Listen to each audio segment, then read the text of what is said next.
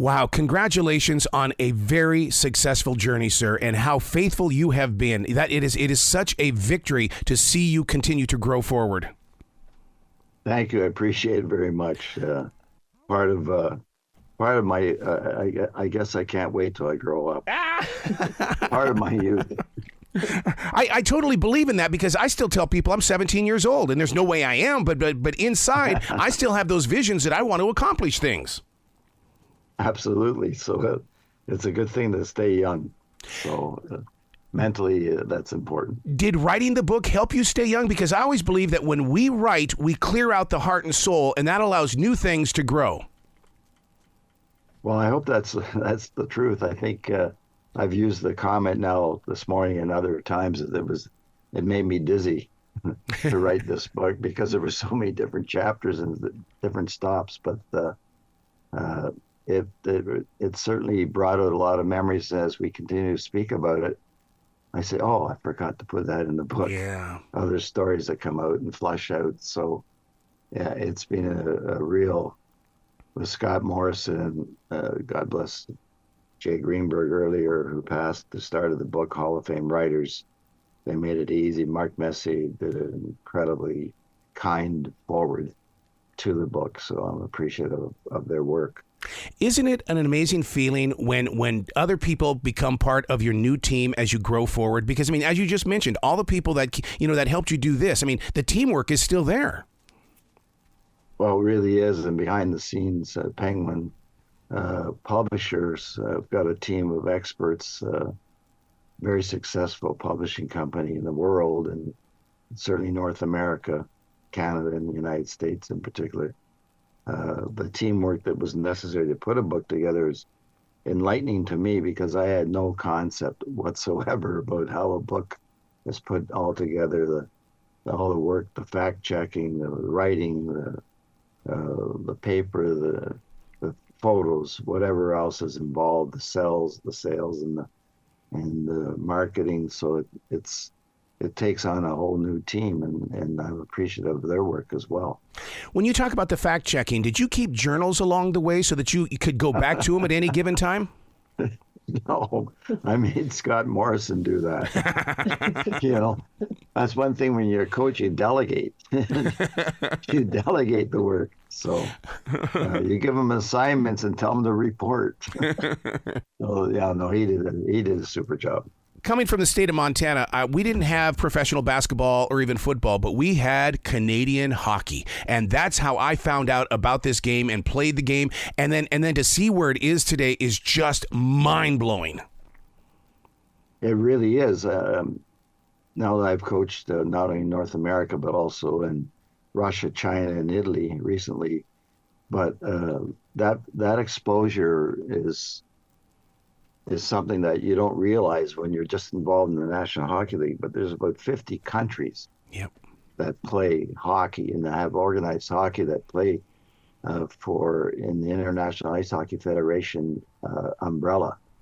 In the likes of South Africa, Mexico, I can go Australia, go on and on. Of course, all the European countries and all the East Bloc countries in China now. So it just goes on, and you'd be surprised how many people in the world are exposed to hockey, which is great for us who love the game and being involved in it. But it's also enlightening for us to see that there are so many different areas in the world, and it's not always related to cold climate. Yeah, it's as is the National Hockey League is not related to cold climate either.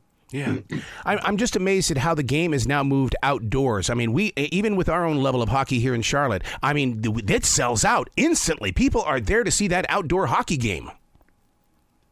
Yeah, that's a fun part of it. It's nostalgic, and it takes the players back to their youth. Most of them learn to play in outdoor rinks, not all of them, but many of them. And I think that's why it's exciting for them, and it's a exciting venue for the fans to go and be outside, because that's where the game originated.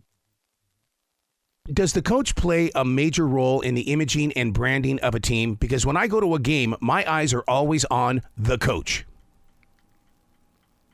Great question. I think that in some instances, the team takes on a certain personality, and part of that personality, I would think, is impacted by the coach.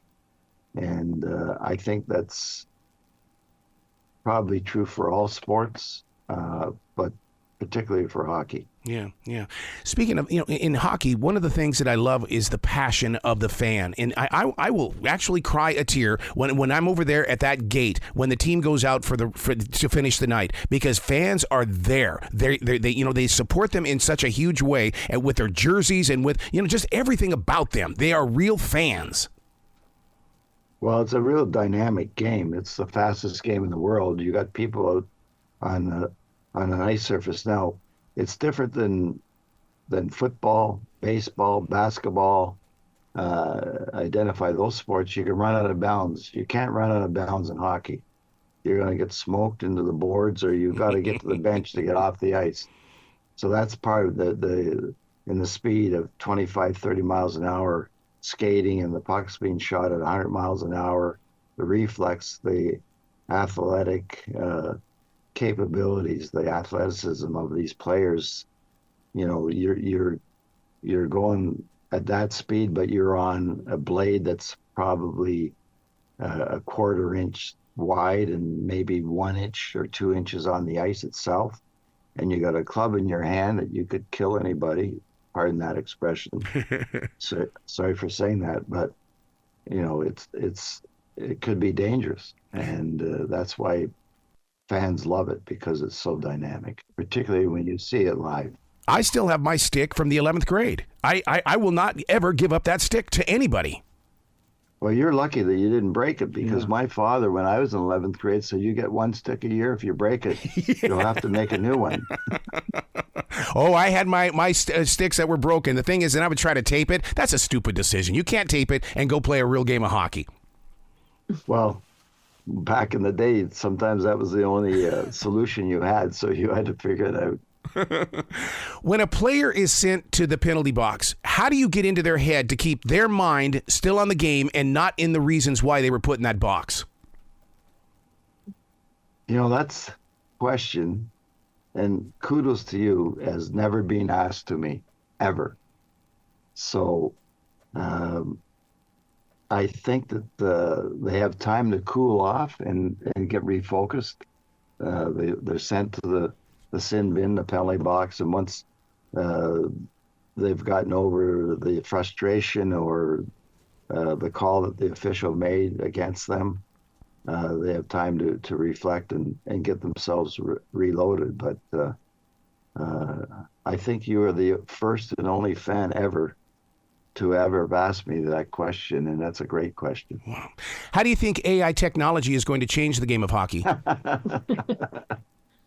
We're going to see that evolve as well, just as we've seen rule changes, equipment changes. Yep. The analytics have come into the game, but regardless of all of that, it's the instinctive values, I believe, that make the difference in terms of greatness and success in the game. It's the spontaneity.